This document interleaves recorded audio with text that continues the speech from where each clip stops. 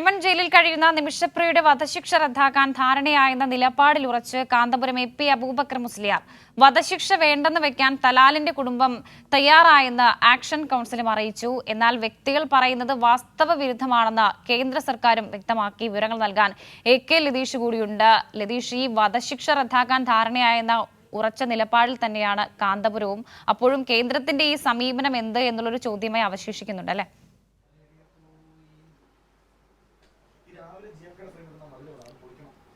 വർഷ, യമനിൽ ഇന്നലെ നടന്ന ചർച്ചയിലാണ് നിമിഷപ്രിയയുടെ വധശിക്ഷ റദ്ദാക്കാനുള്ള ധാരണയിലെത്തിയത്. കാന്തപുരം എ.പി. അബൂബക്കർ മുസ്ലിയാരുടെ ഇടപെടലിൽ ഹബീബ് ഉമർ, യമനിലെ സൂഫി പണ്ഡിതൻ ഹബീബ് ഉമർ മുൻകൈയെടുത്ത് നടത്തിയ ചർച്ചയിലാണ് തലാലിൻ്റെ കുടുംബം വധശിക്ഷ റദ്ദാക്കാനുള്ള തീരുമാനത്തിലേക്ക് എത്തിയത്.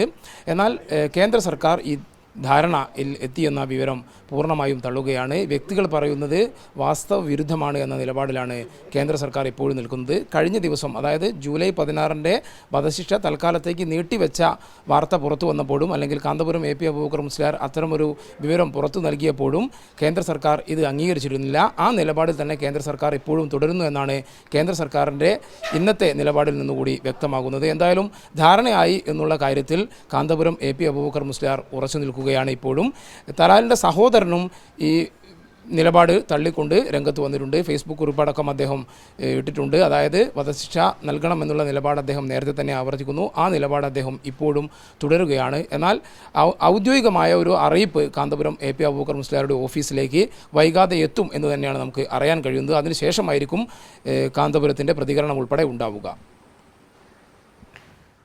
ശരി ലതീഷ്, എ.കെ. ലതീഷാണ് വിവരങ്ങൾ നൽകിയത്.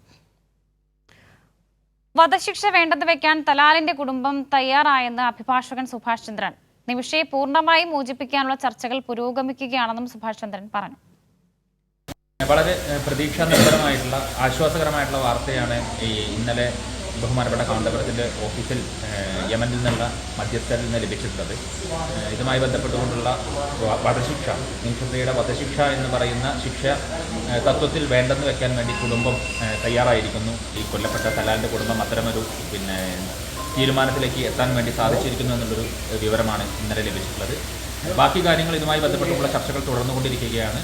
ആ ചർച്ചകൾ ഇനി പൂർണ്ണമായും നിമിഷയെ മോചിപ്പിക്കാൻ വേണ്ടിയുള്ള ശ്രമങ്ങളാണ് ഞങ്ങൾ ഫിര്യാദനം നൽകിക്കൊണ്ട് നടത്തുന്നത്.